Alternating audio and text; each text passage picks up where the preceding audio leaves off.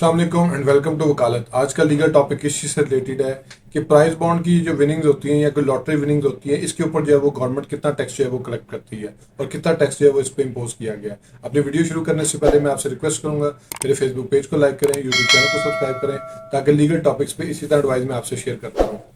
अब आ जाते हैं अपने टॉपिक की तरफ के प्राइस बॉन्ड की विनिंग में और लॉटरी विनिंग के ऊपर जो है वो गवर्नमेंट कितना जो है वो टैक्स हमारे से जो है वो कलेक्ट करती है और आया वो टैक्स का जो है वो फाइनल स्टेटस क्या होगा। असल में होता यह है कि जब भी कोई प्राइस बॉन्ड की जो है वो कुरानंदाजी होती है और उसकी अनाउंसमेंट के साथ जो है वो अगर किसी शख्स का कोई नाम निकल आता है, मिसाल के तौर पे अगर उसका जो है वो 1 लाख रुपए का नाम निकला या उसका 10 लाख रुपए का नाम निकला है, अब उसमें होगा ये कि जैसे ही वो इस प्राइस बॉन्ड को जो है वो कैश करवाने जाएगा तो उसके कैश होने के साथ ही जो है वो उसको क्या करेगी गवर्नमेंट के जी, आप इसका जो इनकैशमेंट एजेंट है या जो प्राइस बॉन्ड डीलर है या वो किसी बैंक से अगर करवा रहा है इसको, तो वो स्ट्रेट अवे जो है उसके ऊपर जो है वो 15% टैक्स जो है वो काट लेगा। यानी कि अगर उसका 1 लाख रुपए का नाम निकला है तो वो उसको 15% जो है वो टैक्स डिडक्ट करके उस 85,000 रुपया जो है वो उसको पे करेगा। इसी तरह अगर उसका 10 लाख रुपए का नाम था तो वो उसको 8.5 लाख रुपया जो है ना वो देगा। अब इसमें प्राइस बॉन्ड के अंदर तो ये है कि जितनी मर्जी उसकी हैवी अमाउंट का जो है वो प्राइस बॉन्ड जो है वो उसका कैश होने के लिए जाता है, क्योंकि उसने वो एक विन किया हुआ, उसका किस्मत है, उसका प्राइस बॉन्ड निकला है, तो उसके ऊपर जो है ना वो स्ट्रेट अवे जो है वो 15% टैक्स जो है वो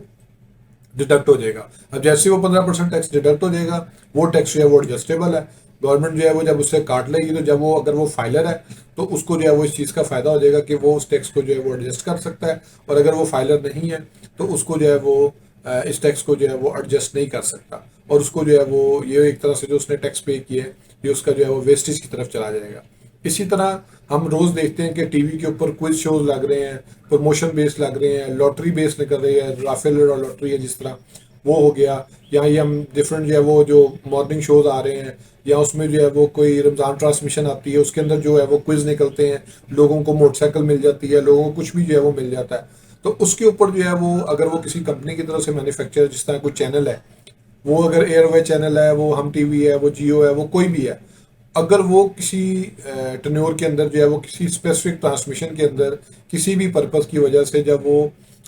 कोई किसी को गिफ्ट जो है वो अलॉट करते हैं इस तरीके से कि जी उन्होंने कोई क्विज पूछा है या उन्होंने कोई गेमिंग की है, जो गेम जो है वो शख्स जो है कंटेस्टेंट जीत गया है जो कि उस गेम का जो है वो पार्टिसिपेंट था, अब उसके वो जीतने के साथ ही जब वो उसको लेके जाने लगेगा तो उसके ऊपर जो है वो जो टैक्स की जो परसेंटेज है वो डिफरेंट है। यानी कि प्राइस बॉन्ड के ऊपर तो हो गया ना कि आपको 15% जो है वो स्टेट अवे बेस वैल्यू के ऊपर देना पड़ेगा। इस सिचुएशन के अंदर लॉटरी के अंदर वो क्विज बेस्ड कंपटीशन के अंदर विनिंग के अंदर जिसमें आपको कोई इनाम मिलता है, इसमें जो परसेंटेज है वो 20% है। यानी कि अगर एक शख्स है उसने अगर 10 लाख रुपए की गाड़ी जो है वो विन किया तो उसको उसके ऊपर जो है वो 2 लाख रुपए जो है वो टैक्स देना पड़ेगा 20%, क्योंकि हो सकता है नॉर्मल उसका जो टैक्स है वो बेशक 10% हो, 15% हो, लेकिन अगर वो किसी की विन पोजीशन में जा रहा है कि उसको प्राइस ऑफ परचेज जो है वो पे नहीं करनी पड़ रही, यानी उसने गाड़ी जो है वो बेसिकली विन की है, उसने गाड़ी की कोई प्राइस जो है वो पे नहीं की है, लेकिन चूंकि उसका एक वो लॉटरी बेस्ड चीज है, वो उसका क्विज बेस्ड है, उसके ऊपर जो है वो लॉ में स्पेसिफिक प्रोविजन है कि प्राइस बॉन्ड विनिंग के अलावा ये जो कंपनी बेस्ड विनिंग है जिसमें जो है वो कोई शख्स क्विज के अंदर आके जो है वो इस तरह का कोई इनाम जो है वो विन करता है, तो उसमें जो है वो उसको 20% जो है वो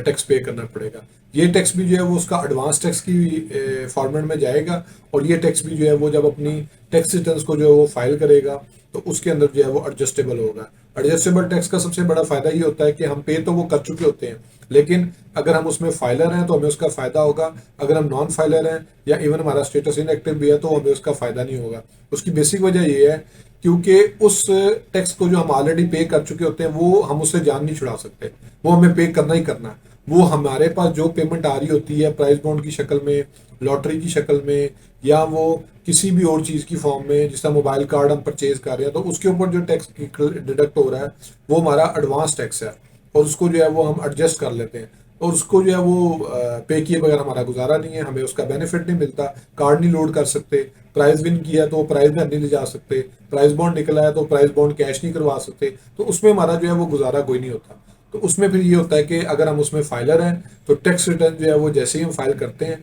तो जितना हमने वो एडवांस टैक्स पे किया होता है, मोबाइल कार्ड हो जाए,